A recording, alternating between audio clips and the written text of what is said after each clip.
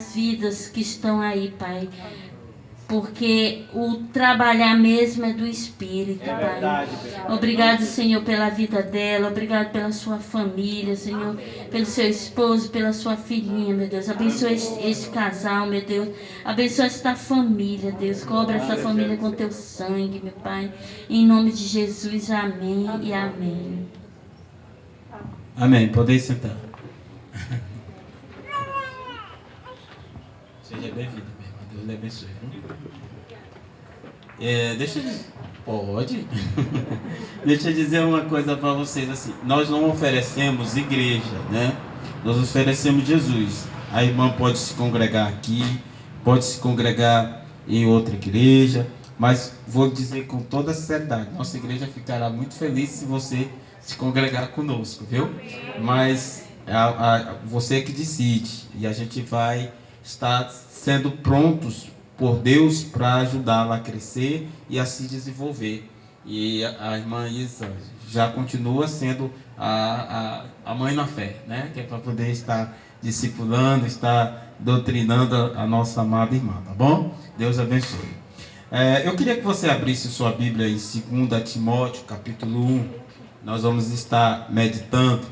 Eu estou trazendo uma série de, assim, numa mesma linha, no mesmo sentido, numa mesma lógica espiritual.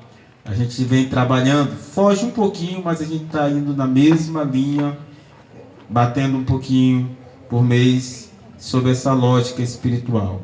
E hoje nós queremos compartilhar com os amados irmãos a questão do investimento. O que é um investimento? Quando você, de fato, você faz um investimento. E eu queria trabalhar hoje com você sobre essa questão desse investimento. O que é investir? Muitas vezes você que é casado e diz assim, nós precisamos de uma casa. Aí você vai lá e você investe recursos financeiros para comprar o quê?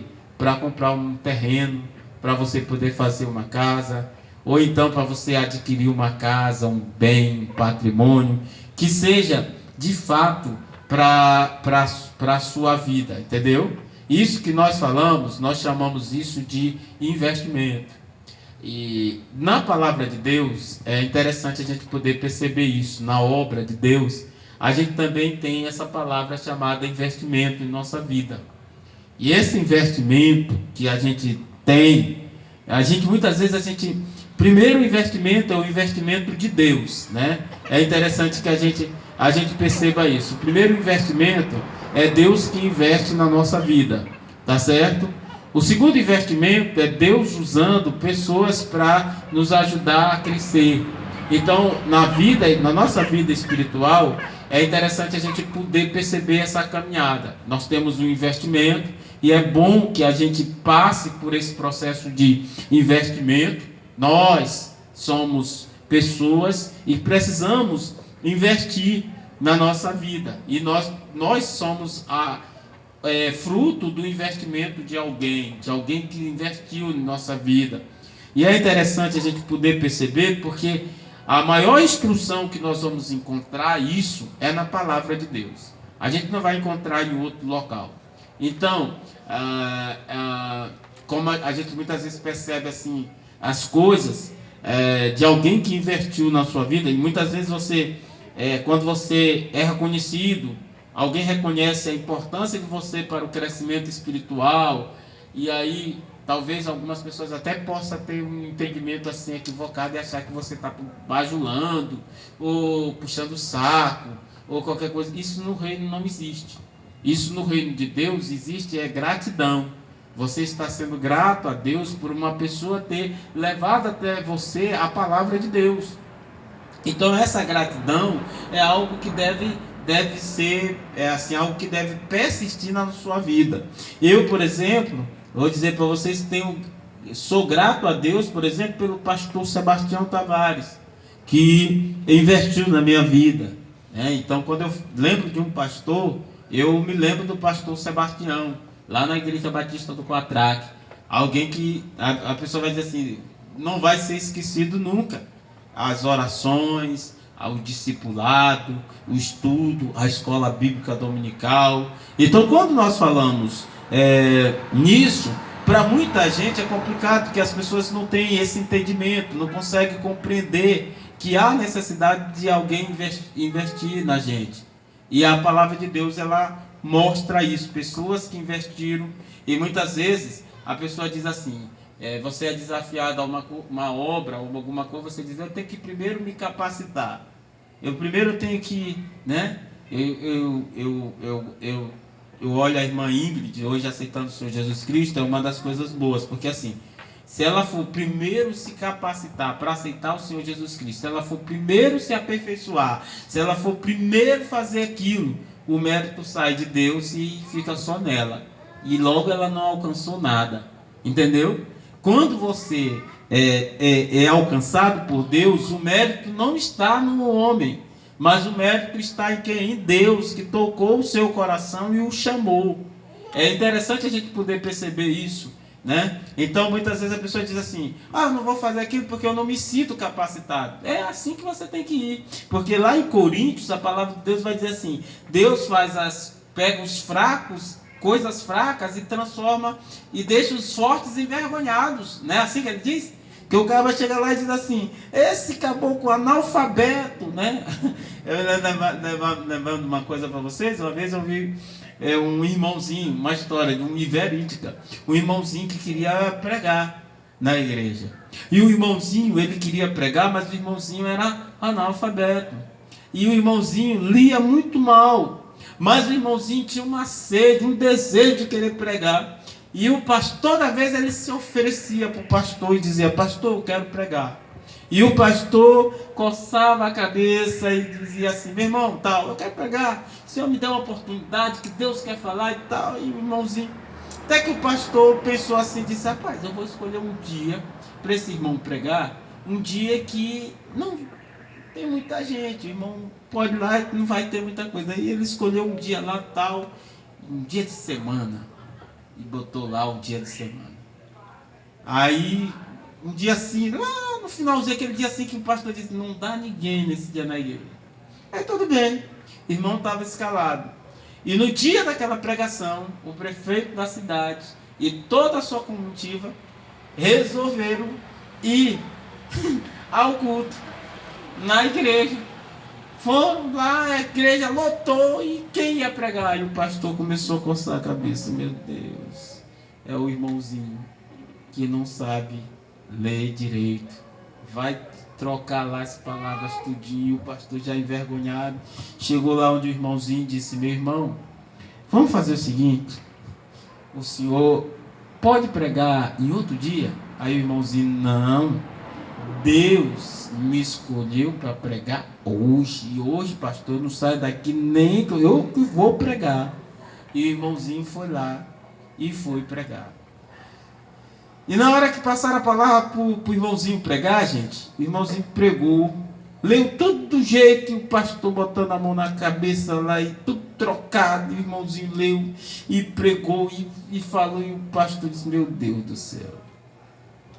E no final o irmãozinho fez o apelo e o prefeito da cidade se converteu.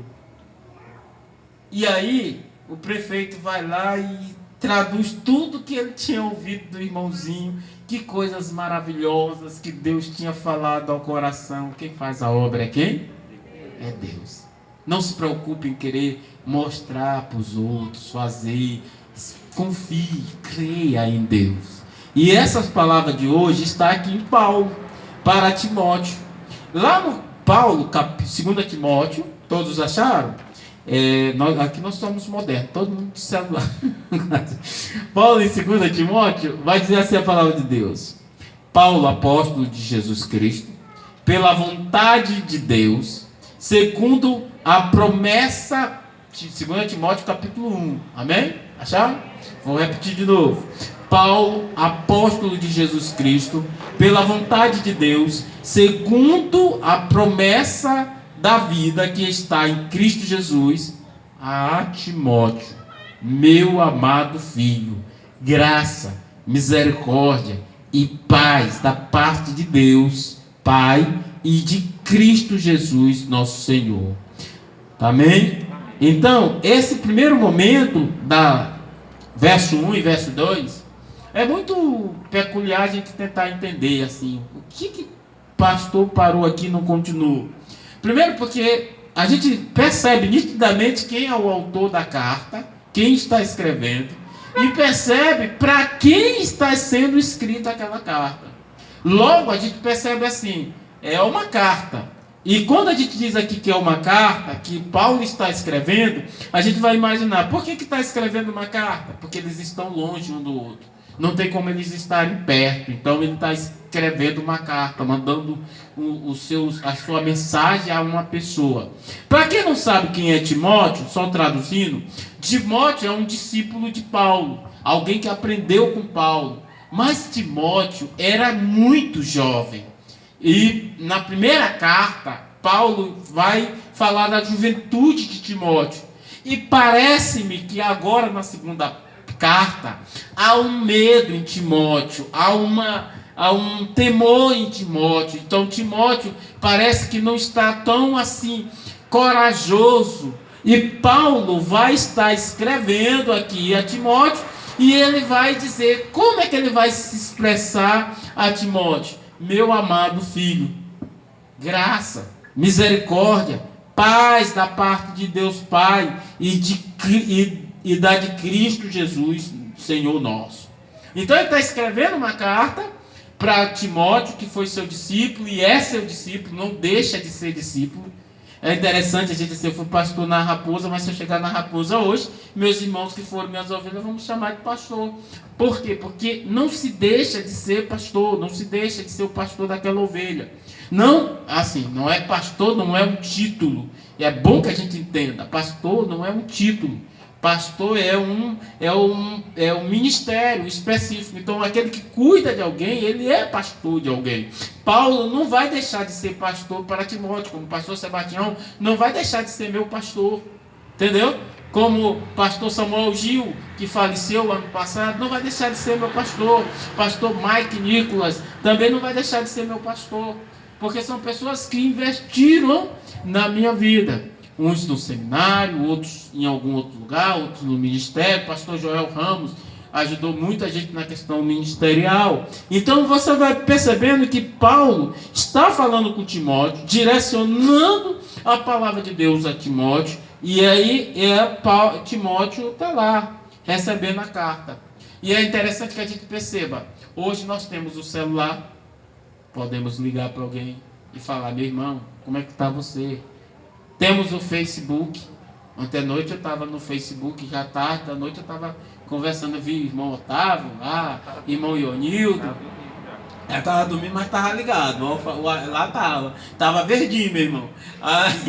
Então o pastor vai olhando lá, quando eu olho, aí, mas eu aproveitei aqueles que estão assim, fraquejantes. Aí eu fui bater um papo com eles, aproveitei para bater um papo lá de Coroatá. Eu lá e conversando com o irmão, mandando lá um recado, conversando e explicando. Hoje nós temos isso.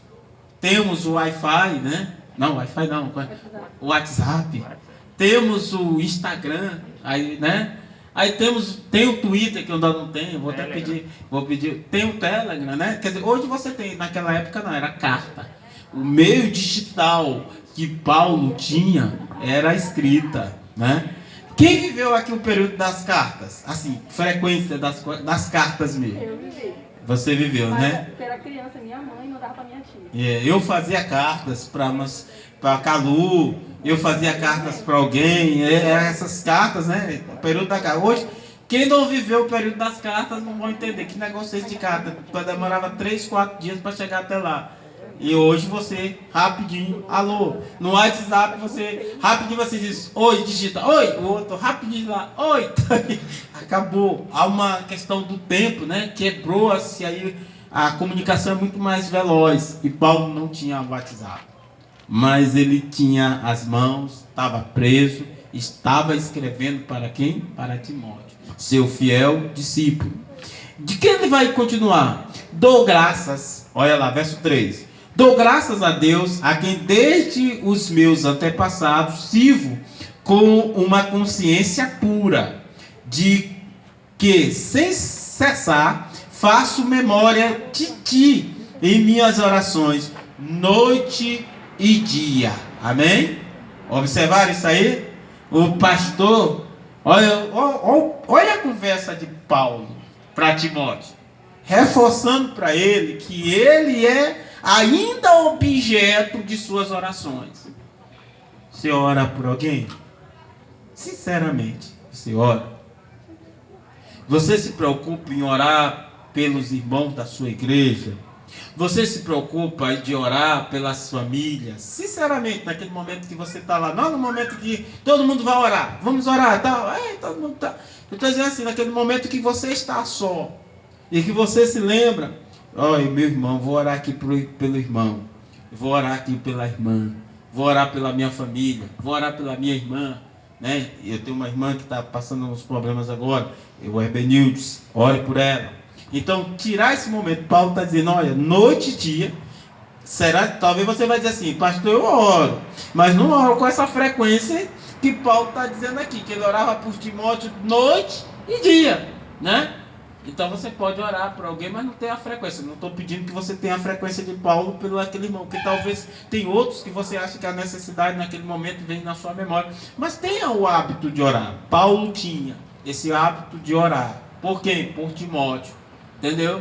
Então é interessante você perceber, e talvez você pense até que tem gente que nem ora por você.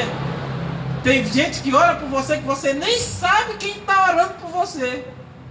Tem vezes que você tem pessoas que você já passou uma vez, se lembra, diz, tal. Eu me lembro, rapidinho aqui, eu me lembro de uma situação que uma irmã, a gente estava no outro ministério e ele tocou lá em casa assim para o Dendê e disse assim, Dendê, a irmã Rosa, cadê a irmã Rosa? Nunca mais a gente viu a irmã Rosa e começamos a falar da irmã Rosa. E ali começamos a falar, depois nós oramos por ela. Me lembro que a gente disse assim, toda vez que diz que a gente se lembra assim, das pessoas assim de última hora, vamos orar por ela. Passado uma semana, a gente foi para conversar com a irmã Rosa estava sendo assaltada no sítio dela, com o esposo dela, todo mundo lá, levaram o carro dela e aquela coisa todinha. Eu sei entender. Então muitas vezes a pessoa nem sabe que você está orando por ela. Acontece, vem na sua mente, na sua memória. Mas Paulo estava orando pelo seu discípulo, que era quem? Timóteo. Oração, investimento. Paulo estava investindo tempo para orar por quem? Por Timóteo. Amém? No verso 4 ele diz, desejando muito ver-te, lembrando-me das tuas lágrimas, para me encher de gozo. Então significa dizer que na caminhada de Timóteo com Paulo, acho que diversas vezes Timóteo chegou até perto de Paulo e começava a colocar o seu sofrimento, as suas angústias, as suas dores.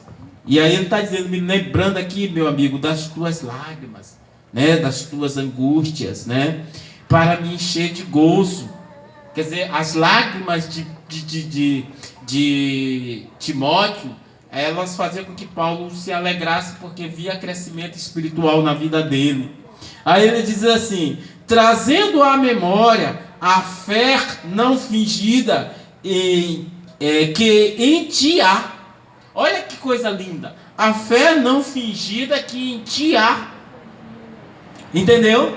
A fé não fingida que em ti há. Como é bom alguém olhar para ti e dizer, olha meu amado, eu vejo você, alguém que tem uma fé que não é fingimento, uma fé de verdade, uma fé que agrada ao coração de Deus e também me estimula, né? A fé não fingida, sabe? Não há fingimento em Timóteo para com Paulo, e pelo jeito não havia fingimento com qualquer outra pessoa, porque Paulo não está dizendo que era com ele, mas que a fé de Timóteo era uma fé que não tinha o quê? Fingimento. Amém? Olha como é interessante a gente, como ser servo de Deus, a gente aprender a não ter uma fé boa, uma fé que a pessoa olhe para você ser sincero, e muitas vezes você ser sincero desagrada muito, porque vai machucar pessoa quer que você ande no fingimento, mas você não pode andar em fingimento. Você é um servo de Deus. E Paulo estava dizendo isso aqui de Timóteo, né? O qual habitou primeiro, olha onde veio, olha a primeira pessoa que investe em Timóteo, o qual habitou primeiro em tua avó, né? Lóide, e em tua mãe Eunice, e estou certo de que também habita em ti a fé não fingida que Paulo percebeu na avó de Timóteo e percebeu na mãe de Timóteo.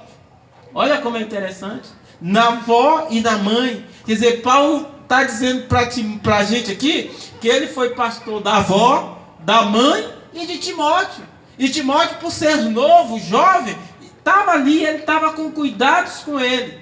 Outra coisa que ele coloca assim é o ensinamento da mãe que ensina quem? A filha, e a filha que ensina o filho. Entenderam como é lógico? Quando você olha, por exemplo, aqui, eu me alegro. Não sei se você percebe, mas quando eu olho aqui o irmão Carlos dando o microfone para o Felipe cantar, me alegra.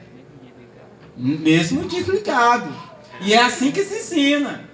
Sabe por quê? É interessante isso aí. Tem um baterista, músico de uma igreja, acho que as minhas filhas viram lá, o filho dele pequenininho, toda vez que ia tocar, ele botava lá uma guitarrazinha desligada, ele tocando e o pai cantando, e ele tocando, e o menino se empolgava, e depois o menino se tornou um dos melhores instrumentistas daquela igreja, porque está aprendendo.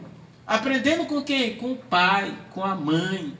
E é assim que a gente muitas vezes, mas não, isso aí é porque quer que o menino, não tem nada a ver, quer que o menino se converta, ele ainda não é convertido. Felipe ainda nem tomou a decisão, é uma preparação que os pais vão fazendo, entendeu? Vão conduzindo. Se o menino vê a alegria do pai estar na igreja, com certeza, ele vai estar junto porque ele vê o seu pai ali, né? Muitas vezes a gente olha assim e pensa que não, mas tem pais tem pai que não vai à igreja, só manda o menino. Aí lá na frente o menino vai vendo. Aí eu mandava, já vi muitos pais dizer, eu mandava meu filho direto para a igreja, não sei por que hoje ele não está lá na igreja. Onde é que você está? Eu estou fora. Seu filho também. Porque você é o melhor espelho para ele. Você é o melhor exemplo para ele. E se ele te olha e não vê em ti coisa nenhuma, ele não vai seguir, né? Ele vai achar que, não, meu espelho é meu pai. É tipo aquela coisa assim, se você vê um filho, o filho vê o pai batendo, a mãe dele, espancando. Você acha que ele, quando crescer, ele vai dar flores para a mulher dele? O que você acha? Pelo que vocês já viram, é isso que acontece? Raramente. Raramente é isso que acontece. Entendeu? Rara. Porque Deus também muda as histórias, né? Muda a história. Eu, por exemplo, eu via meu pai espancando minha mãe, mas eu não espanco a minha esposa. Mas eu vi. Entendeu o que eu estou lhe dizendo? Então, são raros. São situações que são raras. Mas a maioria vai agir do mesmo jeito, porque é um modelo. Outros talvez não agem assim porque repugnaram. É o que aconteceu comigo, com meus irmãos, foi a repugnância dessa situação. Não queremos isso para nós. E graças a Deus nenhum dos meus irmãos bate e eu apanha da mulher. Até apanhar, até acho que tem uns que apanham. Não bater não, né? Aí veja bem aqui para você ver. Fé não fingida, a qual habitou na família, né? Porque cujo motivo te lembro que despertes o dom que existe em ti pela imposição das minhas mãos. Você sabe o que é impor as mãos? Fizemos agora.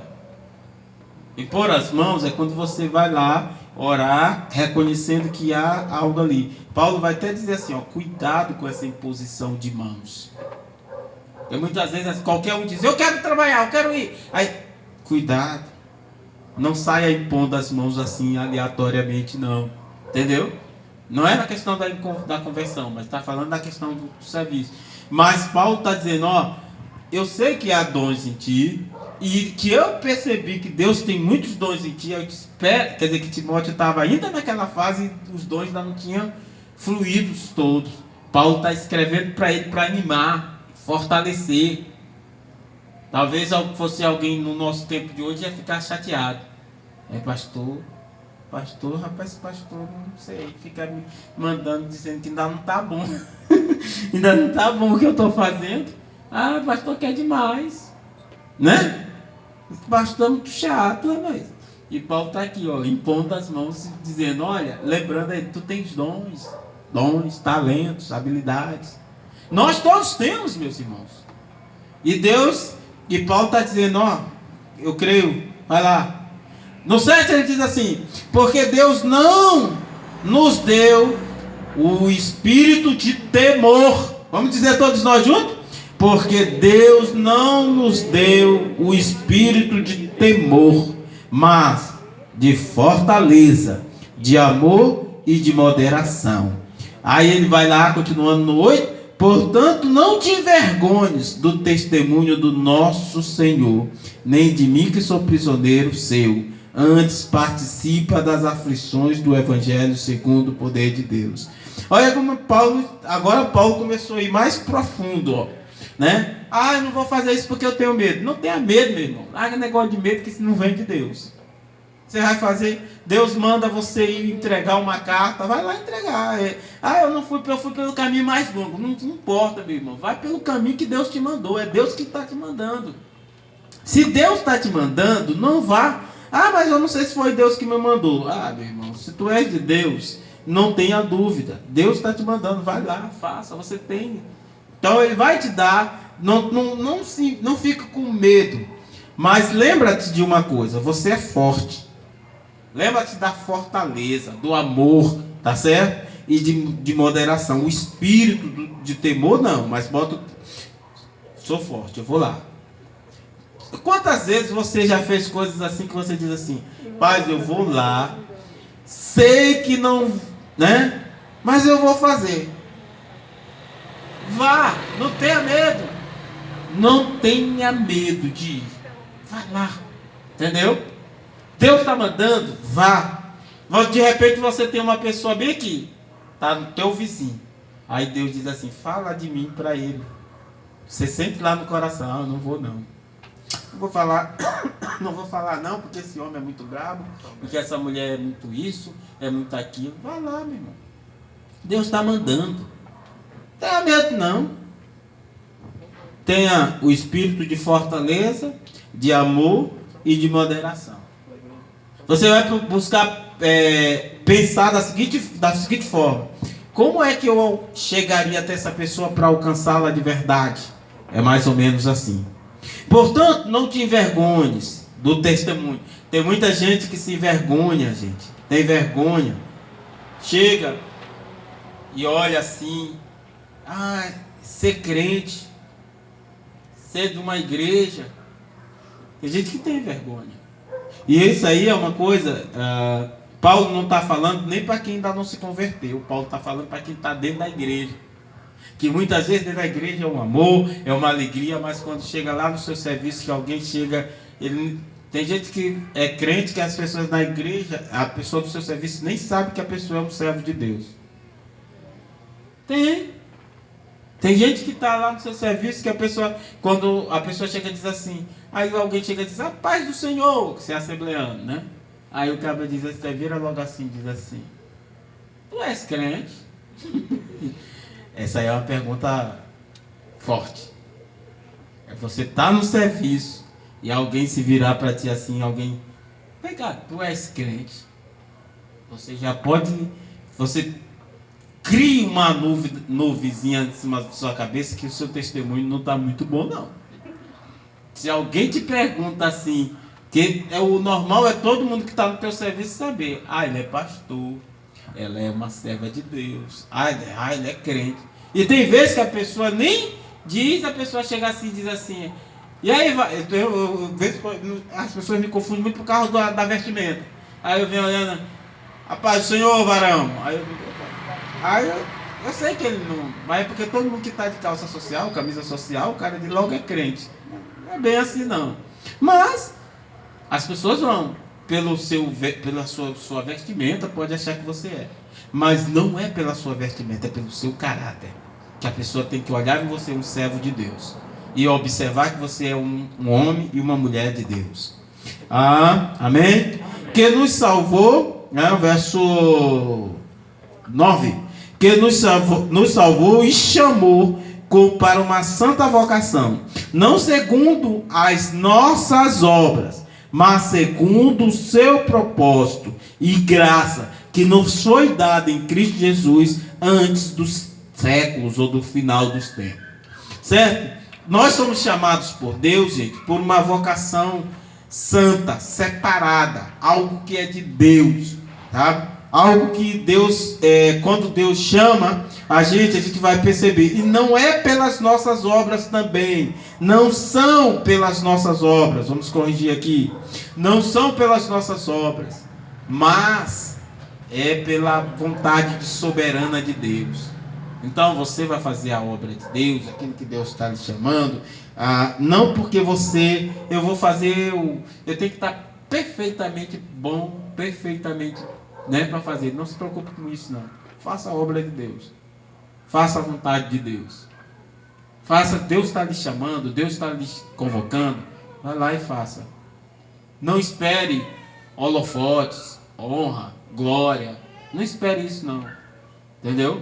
Mas espere o Senhor se agradar. Saber que você fez o melhor. É isso que Deus quer. Ele quer que você faça o melhor para Ele. Deus quer que você faça aquilo que é bom. Aquilo que vem de Deus para a sua vida. Então a gente muitas vezes pode pensar assim, não, eu vou fazer, não, eu só vou fazer assim, só vou entregar minha vida para o Senhor depois que eu largar de fumar, depois que eu largar de beber, depois que eu largar de não sei o quê, depois que eu largar de... Meu amigo, você nunca vai conseguir. Entregue sua vida antes e deixe que Deus vai fazer isso na sua vida. Tá?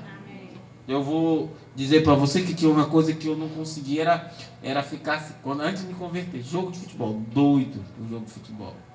Me lembro que 4, 5 horas da tarde na minha época. Vasco, Botafogo, Flamengo e Fluminense. Passava o jogo do Botafogo? Passava. Aonde? Na Globo. É mesmo? Era. Minha juventude, tá aí, minha esposa sabe, tinha vezes que eu ficava direto na televisão lá esperando o jogo e ela dizia para a igreja. Aí o pastor Sebastião, ô tacada boa. Chegando lá na escola bíblica dominical, e aí tem um discípulo de Cristo que foi lá e perguntou: pastor, e se eu deixar de ir para a igreja por causa do jogo de futebol? Essa conversa não está ficando boa. Aí sabe o que o pastor disse na hora? Nunca esqueci disso. Disse: meu irmão, você sabe o que você está dizendo?